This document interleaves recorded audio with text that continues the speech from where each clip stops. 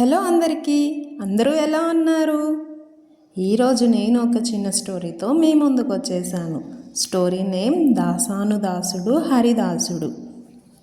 ఈ హరిదాసుడు గురించి మీలో చాలామందికి తెలిసి ఉంటుంది కదా. మనకు సంక్రాంతి టైంలో వస్తారు కదా హరిదాసులు. అయితే ఈ దాసానుదాసుడు ఎవరు, మరి హరిదాసుడు ఎలా వచ్చాడు, తన జీవిత కథ అంతా మనం చెప్పుకుందాం ఇప్పుడు. మరి ఇంకెందుకు ఆలస్యం, స్టోరీ స్టార్ట్ చేసేద్దామా? వచ్చేయండి. మౌజీకి చిన్నతనంలోనే తల్లిదండ్రులు గతించారు. ఆ గ్రామంలోని వారు ఎవ్వరైనా దయతలిచి పెట్టిన ఆహారం తింటూ రాత్రులు దేవాలయంలోనూ సత్రాల్లోనూ వీధి అరుగుల మీద పడుకునేవాడు. ఇలా 10 సంవత్సరాలు గడిచిపోయాయి.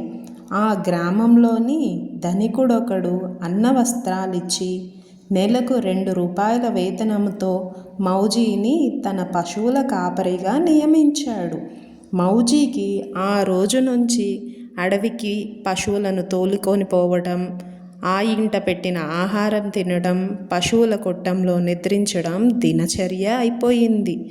ఒకరోజు యథాప్రకారం పశువులను తోలుకొని అడవికి వెళ్ళాడు. పశువులు పచ్చికను మేస్తున్నాయి. మౌజీ సమీపంలోని నది ఒడ్డు ఉన్న చెట్టు కింద కూర్చొని పాటలు పాడుకోసాగాడు. ఆ సమయంలో పండితుడొకడు ఆ మార్గం గుండా పోతూ ఆ చెట్టు వద్దకు వచ్చాడు. నదిలో స్నానం చేసి తన వద్ద ఉన్న సంచిలోని పొడి బట్టలను ధరించి తడి బట్టలు ఆరవేసుకొని చెట్టు నీడన విశ్రమించాడు. కళ్ళు ముక్కు మూసుకొని కాసేపు ధ్యానం చేశాడు. ధ్యానం చాలించి ఆరబెట్టిన బట్టలను సంచిలో పెట్టుకొని వెళ్ళిపోవడానికి సిద్ధమైనాడు. అంతదాకా పండితుడి చర్యలు గమనిస్తున్న పశువుల కాపరి మౌజీ పండితుణ్ణి సమీపించి నమస్కరించి, అయ్యా, మీరెవరు? ఎక్కడి నుంచి ఎక్కడికి వెళ్తున్నారు? మీరింతవరకు కళ్ళు మూసుకొని ఏం చూశారు? కాస్త వివరంగా నా సందేహాలు తీర్చండి అంటూ వినయంగా అడిగాడు. అందుకు ఆ పండితుడు మౌజీని తేరిపారా చూసి భగవదనుగ్రహం కలుగుగాక అంటూ ఆశీర్వదించాడు. అతడి వినయ విధేయతలకు సంతోషించాడు. తానొక పండితుడునని, కేశవాపురం నుంచి దౌలతాబాద్కు వెళ్తున్నానని, అక్కడ తనకు శిష్యులు అనేకులున్నారని, తాను కళ్ళు మూసుకొని దేవుణ్ణి చూశానని చెప్పి ఆ పండితుడు తన దారిన వెళ్ళిపోయాడు. పండితుడు వెళ్ళిపోయాక పశువుల కాపరి మౌజీకి దేవుణ్ణి చూడాలనే ఆశ కలిగింది. వెంటనే నది వద్దకు పరిగెత్తాడు. కట్టుకున్న బట్టలు విడిచి గట్టున పడేశాడు. నదిలో స్నానం చేసి తిరిగి వచ్చాడు. ఒళ్ళు తుడుచుకొని ఆ బట్టలనే ధరించాడు. కళ్ళు మూసుకొని చెట్టు నీడన కూర్చున్నాడు. అలా కూర్చోగానే దేవుడు కనిపిస్తాడని భావించిన మౌజీ నమ్మకం వమ్మయింది. కళ్ళు ముక్కు మూసుకోవడంలో లోపం జరిగిందేమోనని ఈసారి గట్టిగా మూసుకున్నాడు. చీకటి తప్ప అతడికి మరేదీ కనిపించలేదు. అయినప్పటికీ దేవుడి చూడకుండా అక్కడి నుంచి కదలనని పంతం బట్టి కూర్చున్నాడు. కాసేపటికి ఊపిరాడక ప్రాణం పోయే పరిస్థితి ఎదురైంది. జగత్తు అంతటా సర్వాంతర్యామిగా ఉన్న భగవంతుడికి ఈ పశువుల కాపరి విషయం తెలియకపోతుందా? పండితుడు పలికిన మాటల్లో నిజమెంత ఉందో గ్రహించలేని అమాయకుడైన పట్టుదలతో కూర్చున్న మౌజీని కాపాడాలనే ఉద్దేశంతో పరిగెత్తుకొని అక్కడికొచ్చాడు. మౌజీ ముందు నిలబడి, బాలక, దైవదర్శనం కోసం పట్టుదలతో కూర్చున్న నీ కోర్కెను తీర్చడానికి వచ్చాను. కళ్ళు తెరిచి చూడు అంటూ తన దివ్య హస్తాన్ని మౌజీ తలపై ఉంచాడు. వెంటనే మౌజీ కళ్ళు తెరిచి తన ఎదుట సాక్షాత్కరించిన దివ్య మంగళ విగ్రహాన్ని చూశాడు. ఆశ్చర్యపోతూ, ఎవరు నువ్వు అని అడిగాడు. ఎవరిని దర్శించాలని కళ్ళు ముక్కు మూసుకొని దీక్షలో కూర్చున్నావో ఆ భగవంతుణ్ణి నేనే. ఓహో, భలే, నువ్వు దేవుడవా? అందుకు ఆధారమేమిటి? చిరునవ్వుతో భగవంతుడు, నీకు ఏ విధంగా ఆధారం చూపించాలో చెప్పు, అదే విధంగా ఆధారం చూపిస్తాను అన్నాడు. అందుకు మౌజీ ఏదో జ్ఞాపకం రాగా ఇలా అన్నాడు, నువ్వు నన్ను మోసం చేయలేవు. ఇంతకు కాసేపటి క్రితం ఒక పండితుడు దేవుణ్ణి చూశానని నాతో చెప్పి వెళ్ళాడు. ఆయన ఎంతో దూరం వెళ్ళి ఉండడు. ఒక్క పరుగులో పోయి ఆయన్ను పిలుచుకొని వస్తాను. తాను చూసిన దేవుడు నువ్వేనని పండితుడు నిర్ధారిస్తే గాని నమ్మను. అంతదాకా నువ్వు ఇక్కడే ఉండాలి. భగవంతుడు అందుకు అంగీకరించాడు. కానీ తాను తిరిగి వచ్చేదాకా భగవంతుడు ఉండడేమోనని మౌజీకి అనుమానం వచ్చింది.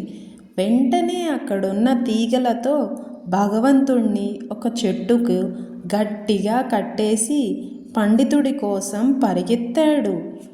కొంత దూరం పరిగెత్తి మొత్తానికి పండితుణ్ణి చూడగలిగాడు. స్వామి, కాస్త ఆగండి. మీరు వెళ్ళాక దేవుడు వచ్చాడు.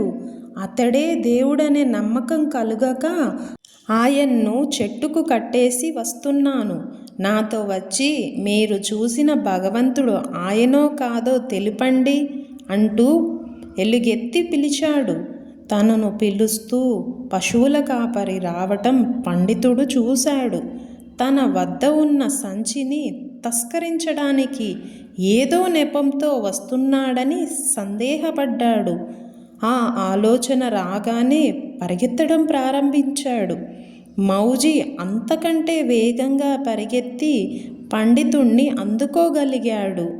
పండితుడు తప్పించుకోవటానికి ఎంత ప్రయత్నించినా వదలక ఉడుంపట్టు పట్టి భగవంతుణ్ణి కట్టివేసిన చెట్టు వద్దకు తీసుకువెళ్ళాడు. స్వామి, ఆ చెట్టుకేసి చూడండి. భగవంతుణ్ణి చెట్టుకు కట్టివేశాను. మీరు ధ్యానంలో చూసిన దేవుడు ఆయనో కాదో చెప్పండి అని అడిగాడు. పండితుడు కళ్ళకి భగవంతుడు కనపడలేదు. చెట్టుకి చుట్టిన తీగలు మాత్రమే కనిపిస్తున్నాయి. 4 వైపులా పరాకాయించి చూసి భగవంతుడెక్కడా అని మౌజీని అడిగాడు. పశువుల కాపరి నవ్వుతూ, ఏమిటి స్వామి, పగటివేళ తెల్లని ఆవులనే గుర్తించని మీరు అమావాస్య చీకటిలో నల్లని దున్నలను గుర్తించగలరా? కళ్ళ ఎదుట ఉన్న భగవంతుడే కనిపించడం లేదా? అదిగో చూడండి, ఆ చెట్టుకు తీగలతో కట్టివేశాను. మీరు చూసిన భగవంతుడు ఆయనో కాదో తేల్చి మీ దారిన మీరు వెళ్ళండి అన్నాడు. పండితుడు మౌజీని త్వరగా వదిలించుకొని వెళ్ళిపోవాలనే ఉద్దేశంతో అతడికి భగవంతుడు కనిపించకపోయినా చెట్టుకు కట్టివేయబడ్డ భగవంతుడే తాను చూశానని బొంకి తన దారిన వెళ్ళిపోయాడు. పండితుడు వెళ్ళిపోగానే పశువుల కాపరి మౌజీ చెట్టు వద్దకెళ్ళి భగవంతుడి కట్లు విప్పి సాష్టాంగ నమస్కారం చేశాడు. అప్పుడు భగవంతుడు ఇలా అన్నాడు, బాలక, నన్ను పూర్తిగా నమ్మినందుకు నీకు దర్శనం ఇచ్చాను. ఆ పండితుడు భక్తుడు కాడు, నా పట్ల పరిపూర్ణ విశ్వాసం లేనివాడు. అతగాడికి నేను ఎప్పుడూ కనిపించలేదు. ధ్యానంలో నన్ను చూశానని అబద్ధం చెప్పాడు. ఇప్పుడు కూడా నీకు మాత్రమే కనిపించాను, ఆ పండితుడికి కనిపించలేదు. చెట్టుకు కట్టివేయబడ్డ నన్ను చూశానని చెప్పటం కూడా అబద్ధమే. అతడు పచ్చి మోసగాడు. నువ్వు నన్ను చూశావు. నా దర్శనం చేసుకున్న వారికి ఉత్త చేతులతో పంపను. కాబట్టి నీకు ఏ వరం కావాలో కోరుకో, ఇస్తాను. దేవా, ధన్యుణ్ణి.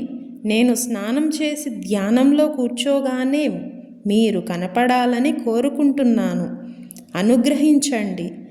మీరు మోసగాడని చెప్పిన పండితుడు మూలంగానే నేను భగవంతుణ్ణి చూడాలనే కోరిక కలిగింది. పట్టుదలతో కూర్చొని మీ దర్శనం చేసుకోగలిగాను.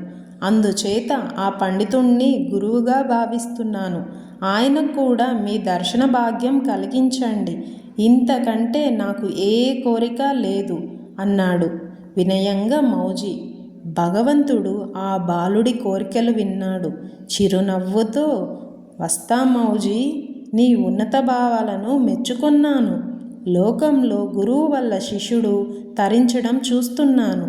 అందుకు భిన్నంగా నీ వల్ల నీ గురువు తరించాడు. అతడికి నా పట్ల భక్తి శ్రద్ధలు లేనప్పటికీ నీ కోరిక ప్రకారం సద్గతిని ప్రసాదిస్తున్నాను. మీరిద్దరూ కలిసి లోకంలో భక్తి మార్గం ప్రచారం చేసి పాపులను పునీతులుగా మార్చి జీవితాంతం పుణ్యలోకంలో శాశ్వతంగా నివాసం చేయండి అని చెప్పి అంతరార్థనమైనాడు. అక్కడ దౌలతాబాద్లో పండితుడు ఒకరోజు ధ్యానంలో కూర్చున్నాడు. భగవంతుడి దివ్య మంగళ విగ్రహం కనులారా గాంచాడు. బ్రహ్మానందం అనుభవించాడు. తనకు భగవద్దర్శనం కలగడానికి కారణభూతుడు పశువుల కాపరి మౌజియే అని భగవంతుడి వలన తెలుసుకొని ఆ పిల్లవాణ్ణి కలుసుకునే నిమిత్తం బయలుదేరాడు. కొద్ది రోజుల్లోనే గురు శిష్యులు కలుసుకున్నారు. పరస్పర నమస్కరించుకున్నారు, గౌరవించుకున్నారు. నువ్వు గురువంటే నువ్వు గురువని, భగవంతుడి దర్శనం నీ మూలంగానే కలిగిందంటే కాదు నీ మూలంగానే కలిగిందని కాసేపు వాదించుకున్నారు. చివరికి వారిద్దరూ కలిసి భక్తి గీతాలు గానం చేస్తూ లోకంలో దైవభక్తి ప్రచారం చేయడానికి కంకణం కట్టుకున్నారు. వెంటనే సన్యాసి ఉడుపులు ధరించి పండితుడు తన పేరును దాసానుదాసుడని, మౌజీ తన పేరును హరిదాసు అని మార్చుకున్నారు. హరిదాసు తంబూరా మీటుతూ పాడేవాడు, దాసానుదాసుడు తాళం వేస్తూ పాడేవాడు. వారి పాటలకు శిలలు కరిగాయి, కఠిన హృదయాలు మైనం ముద్దలయ్యాయి. భక్తులు పరవశించారు. జనసామాన్యం కూడా భగవంతుణ్ణి చేరుకొని మార్గం తెలుసుకున్నారు. ఆ గురు శిష్యులు ధన్యజీవులైనారు. విన్నారు కదా ఈ మన హరిదాసుని జీవిత కథ. ఈ కథ మీకు నచ్చుంటే please like, share and subscribe. Thanks for watching. Bye.